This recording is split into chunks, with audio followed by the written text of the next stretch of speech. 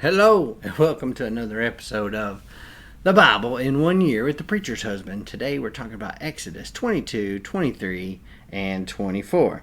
And we're going to jump right in. And what we're going to be talking about today is laws, and more laws. And right off the bat, chapter 22, verse 2, if a thief is caught in the act of breaking in and he is beaten to death, no one is guilty of bloodshed.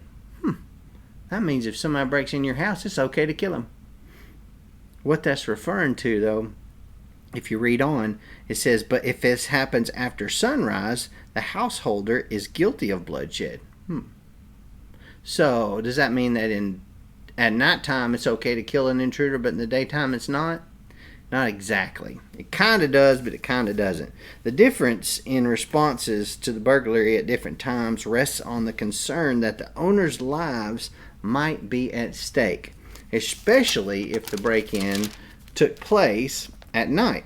Now, during the day, they didn't have electricity back then. During the day, they could recognize who the thief was, and they could determine or know whether this thief was a dangerous thief, someone that intended to kill them and then take their stuff, or if it was a thief that was just trying to sneak in and take something really quickly to make a quick buck and do what they need to. So if you were able to identify them, then you could get justice that way. You wouldn't have to take their life at that point because your life wouldn't be in imminent danger. But the Bible does give you the authority that if your life is in danger, to defend yourself. That is a biblical right granted by God himself.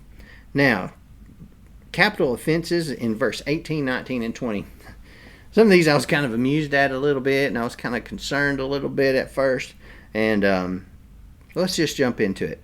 Verse 18, do not allow a sorceress to live. That makes me wonder and think if this was the basis for the Salem witch trials. Makes you wonder. Verse 19, whoever has sexual intercourse with an animal must be put to death. Now that is a stark difference between the Bible and the Quran, because the Quran actually grants permission to men to have intercourse with sheep or goats at certain times, in certain instances. Verse 20, whoever sacrifices to any gods except the Lord alone is to be set apart for destruction.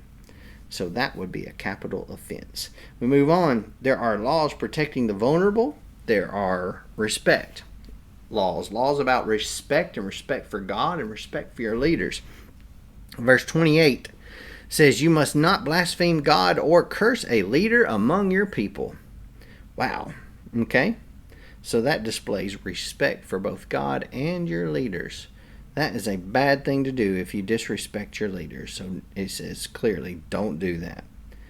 Verse 31, be my holy people. You must not eat the meat of a mauled animal found in the field. Throw it to the dogs. I don't normally eat roadkill either, so yeah, I'm just going to let that one go. Then there's a bunch of laws about honesty and justice going through here. Chapter 23, verse 1, you must not spread a false report. Do not join the wicked to be a malicious witness, and you must not follow a crowd in wrongdoing. The first thing I think of is all these looters. You see someone smash a window and run through it into a store and start stealing stuff that's closed and shut down. And the next thing you know, you see a bunch of people start doing it. Are you going to jump in and go steal something too because you know you can get away with it? Just because you can get away with it don't mean it's the right thing to do. He's saying don't do that. If you come across your enemy's stray ox or donkey, you're supposed to take it to him and return it.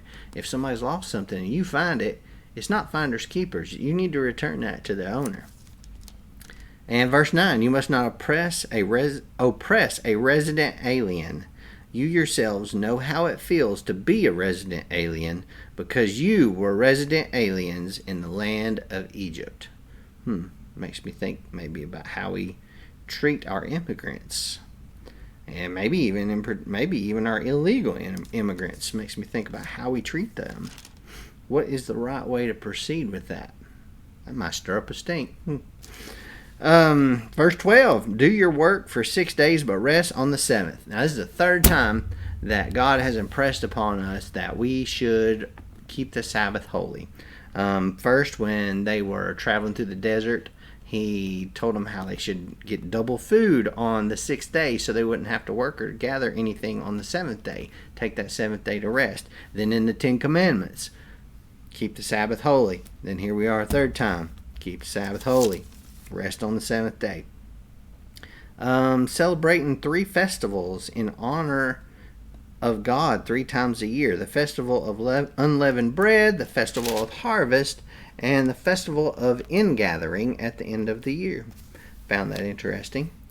There are promises and warnings here. One of them that stuck out says, I'm going to send an angel before you to protect you on the way and bring you to the place I have prepared. Be attentive to him and listen to him. Do not defy him. You see, God, he has angels. Angels are real. And he sends them to protect us. He sends us to watch over us. If there was ever evidence of a guardian angel in the Bible, this verse is it right here. And basically it says, I'm sending angels to protect you. Another one that kind of stuck out, I was amused by, is verse 28 of chapter 23. Verse 28, I will send hornets in front of you, and they will drive the Hivites, Canaanites, and Hittites away from you. I wonder if those are murder hornets. But anyway, moving on, verse 30, I will drive them out little by little ahead of you until you have become numerous and take possession of the land. Now, this makes me wonder about the issues that they have in Israel. They were constantly fighting about that land right there, the land that God has given them. The Palestinians, the Syrians, all these people that claim the land was theirs before the Jews took it. And, well, Jews didn't really take it. That God gave it to them. God gave them this land. So it says you must not make a covenant with these people or their gods. They must not remain in your land. They've got to get out, or else they will make you sin against me. So the Bible clearly says if you let them in, they're going to make you sin against me. So don't do that. In chapter 24, the last chapter for the day, let's go to verse 3, the end of verse 3. We will do everything that the Lord has commanded. You see, the Lord gave Moses all these laws, and Moses came and told the people all these laws. And they said with a single voice together, we will do everything that the Lord has commanded.